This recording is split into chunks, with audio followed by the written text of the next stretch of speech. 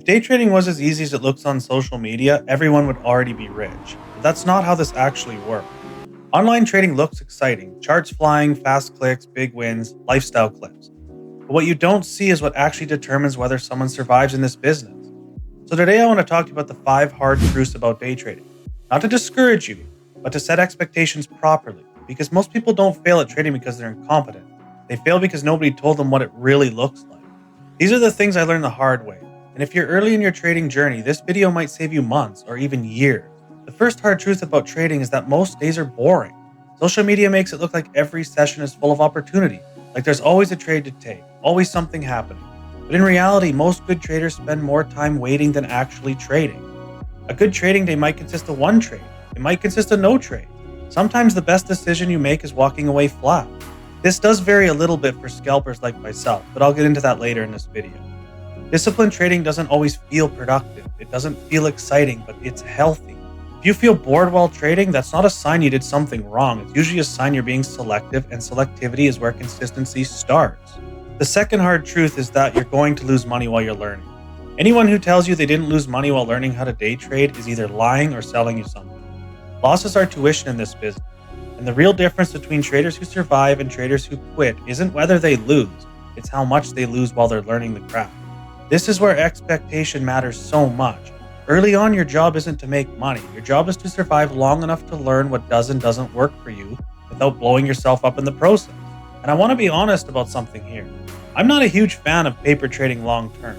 It's fine for learning a platform or basic mechanics, but it doesn't teach you what it actually feels like to have real money on the line. And that emotional component, fear, the hesitation, revenge, that's a huge part of trading. Now, at the same time, you also need to risk a massive amount of personal capital just to learn. This is where prop firms can make sense for some people, not as a shortcut or a guarantee, but as a way to cap your downside while you're still trading real markets with real rules. Most blown accounts don't come from bad strategies. They come from oversized positions and unrealistic expectations. The goal early on isn't profit. It's learning about how to control risk, manage your emotions, and avoid losing so big that you're forced out of the game before you ever get consistent. The third hard truth is that there's no single best trading strategy. You'll hear people say scalping doesn't work. They'll say the fees are too high, the risk reward is skewed, and that it's inefficient. And for some traders, that's absolutely true. But here's the part that doesn't get explained enough. A strategy usually doesn't fail because it's bad. It fails because it doesn't fit the trader.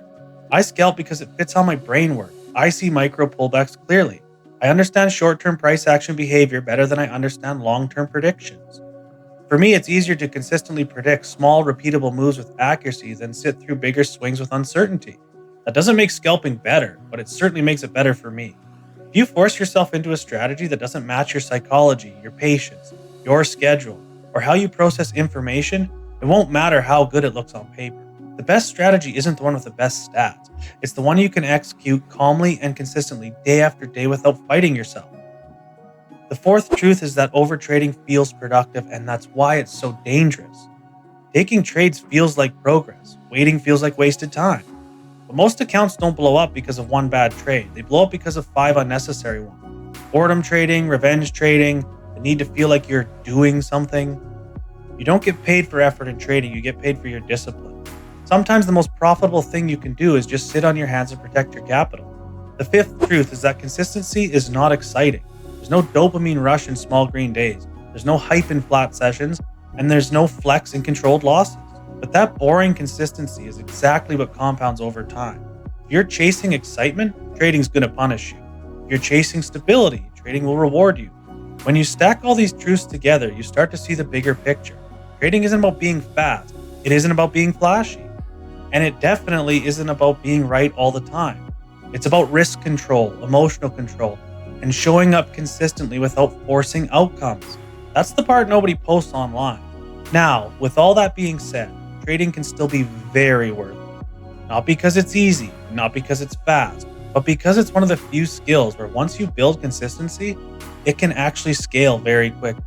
The key is understanding in the beginning it's not about speed or size.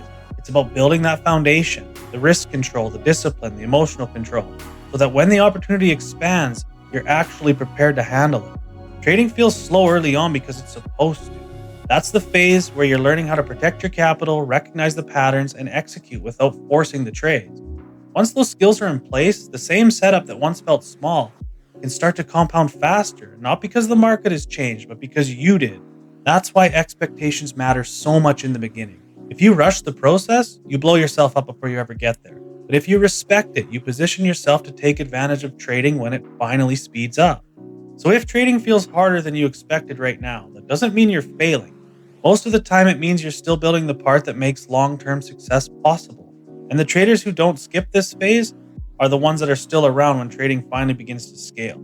I hope you enjoyed this video and thank you for watching. Hit subscribe if you want to see more. And I'll see you in the next one.